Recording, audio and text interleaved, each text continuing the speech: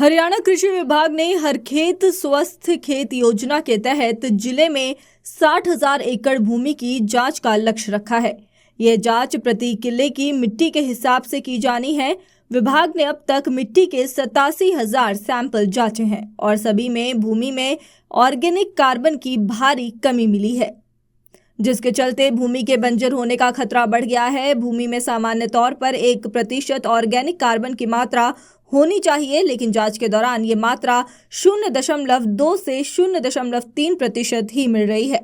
वहीं अगर ये मात्रा बिल्कुल समाप्त हो जाए तो भूमि बंजर होने का खतरा बढ़ जाता है। इससे पहले केंद्र सरकार जिले की 19,400 एकड़ भूमि की जांच करा चुकी है। उस दौरान भी जिले में कोई भी भूमि पूरी तरह से स्वस्थ नहीं मिली थी। ऐसे में अब हरियाणा कृषि विभाग 60,000 एकड़ भूमि की जांच कर पता लगाएगा कि किस एरिया की किस भूमि में किस तत्व की भारी कमी है।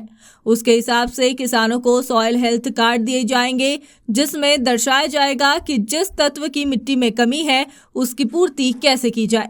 योजना के तहत किसानों को जागरूक कर मिट्टी के सैंपल लाकर जांच करवाने या कृषि विभाग द्वारा खुद ही मिट्टी के सैंपल लेकर जांच की जा रही है।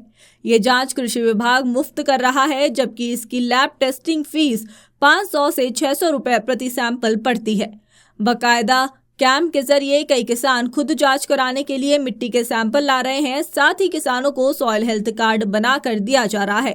इस कार्ड में बाकायदा कमी के हिसाब से उस कमी की पूर्ति करने के उपाय सुझाए जाते हैं, जिसे अपनाकर किसान जमीन की उर्वरक शक्ति बढ़ा सकता है। ऐसे ऑर्गेनिक कार्बन की कमी में नीम कोटेड यूरिया, मैग्नीज की कमी में मैग्नीशियम सल्फेट, पोटाश की कमी के चलते MOP का प्रयोग कर उर्वरक शक्ति को बढ़ा सकते हैं। Soil testing officer Rajeev Singhal ने बताया कि सॉइल हेल्थ कार्ड को लेकर किसानों को मिट्टी के सैंपल की जांच करवाने के लिए कैंप के जरिए जागरूक किया जा रहा है।